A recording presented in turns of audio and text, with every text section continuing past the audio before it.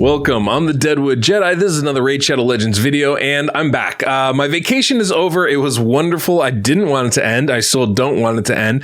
I took a few extra days because I didn't want it to end so bad, but at some point I had to come back to work, and I'm glad to be here with you guys because I missed a lot while I was gone. I had a great time away, and it's been hard adjusting back to regular society, but there's so much that happened when I was gone. We had that Lady Kimmy event. We had a 10 times for Krisk, which I'm just like, ugh, why? Why then? And then we also had a champion rebalancing was announced. And of course, we have this fusion going on right now. And for Sigmund the Hightower. And, you know, this is a really solid champion, somebody that I think most people will benefit from getting. But we're going to look today at one of the other champions that are part of this fusion, Demytha. Now, Demytha is an epic. She is amazing. And most importantly, she has a block damage ability. And that's obviously very rare. It's on a 3-turn cooldown, which is crazy low.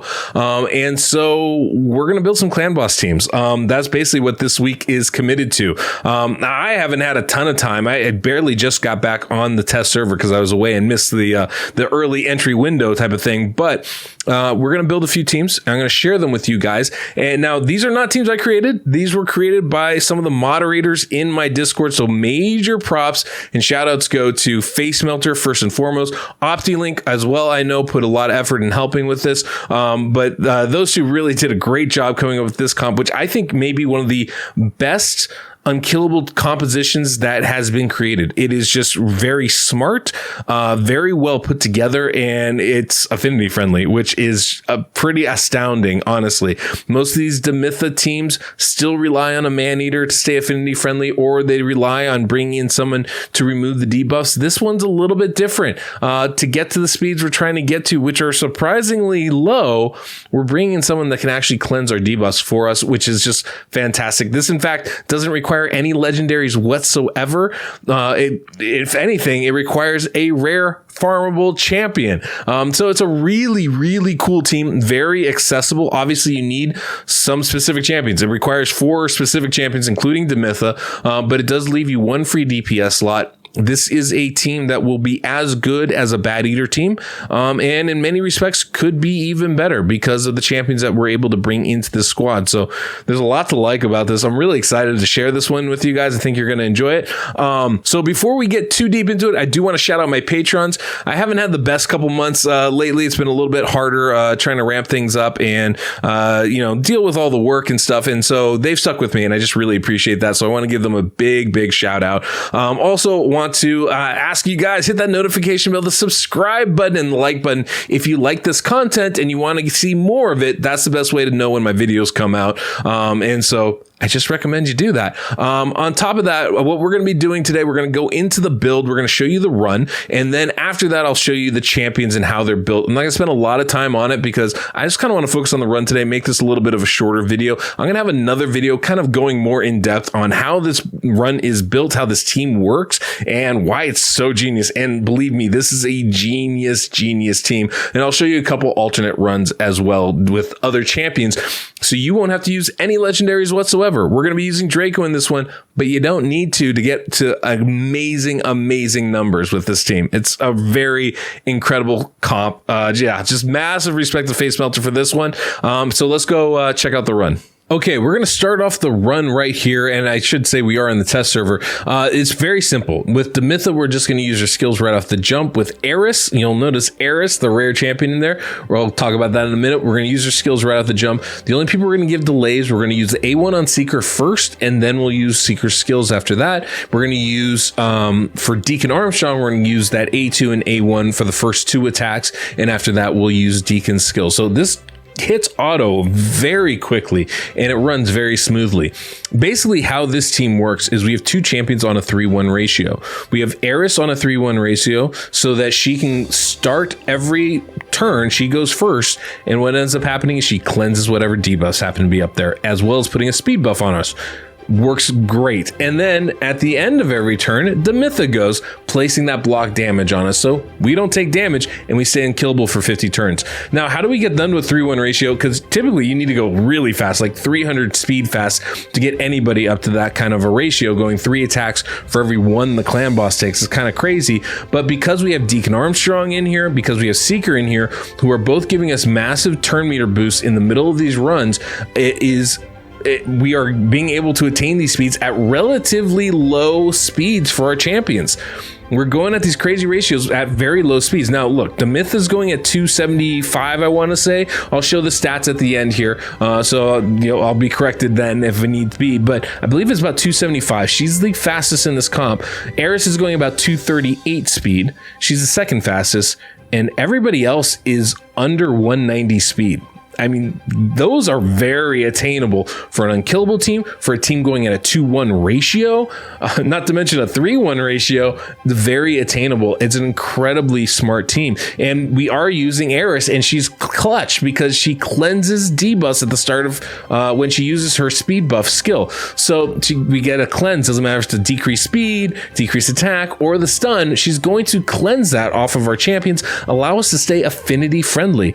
Now, of course, in this comp, we have Draco in as our DPS. You don't have to use Draco. In fact, I have been able to get damage numbers even better than this using an epic champion, and I'll show that in the next video as I go a little bit more in depth into how this team works and just cover a couple of the questions that you guys might have. Demytha blocking the debuffs. We have Heiress cleansing any debuffs, so it stays affinity friendly. Now, obviously, the stun is always an issue, right? Even though Heiress will cleanse, she needs to use her skill. So in order for her not to take the stun, we have to try to find someone else to take it instead when we're facing green affinity and she's weak affinity. So that probably means bringing in a red affinity DPS in that scenario. A Geomancer comes to mind as an excellent option, but there are other champions that we can do for that. Obviously, it doesn't have to be that. We could use a Rosin, I think, to really good effect in this type of a team. And Heiress is a wonderful champion to put in Toxic Gear. I didn't do that in this scenario, but she gets a natural counterattack. Toxic Gear would work wonders for that. There's lots of ways we can go about doing this and to improve our champions, to improve the damage that we're doing. But this was kind of quickly thrown together. Now, the stats, the gear, it's high. It's very good. So I would not expect anybody else to really get to these numbers right away or very easily, but you know what they are and you know that they're available. And that's the big thing. This is an easy 2-key Ultra Nightmare team. That's pretty remarkable in and of itself. And that means it also has the potential to do even better. I'll save the final number till the end of this run. So I'm going to go off right now. Guys, you watch the rest of this. We'll skip ahead a little bit, play a little music, and come back right at the end.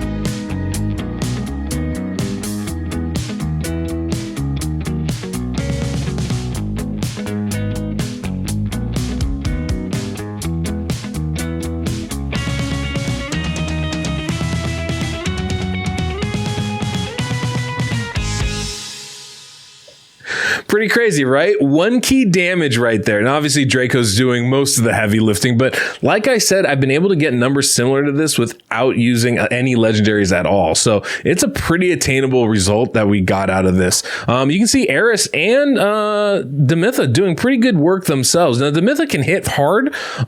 She just seems to have pretty good multipliers, but she only has 1 attack. So typically I wouldn't build her for damage if I was using her for anything else besides an unkillable team, but she does seem to have some utility in that sense. We also have Heiress, who gets a free counterattack. Her skills are bonkers. She has a really cool kit. If her base stats weren't so bad, she's a really, really strong champion. But yeah, she's going to get you some counterattacks. So she gets a lot of attacks in there. So she actually does some decent damage. And I think if you wanted to put one of your champions in toxic gear, I think she would be the one to do it. And she'll get more attacks and have a higher likelihood of placing placing those poisons more often than anybody else. So very good result. I'm really shocked and amazed by how good this was. The fact that you only need 1 champion with an unkillable ability and you can have an unkillable team is pretty remarkable, guys. I mean, that's what made the budget unkillable so fantastic. Obviously, Maneater does other things like place block debuffs, which is great.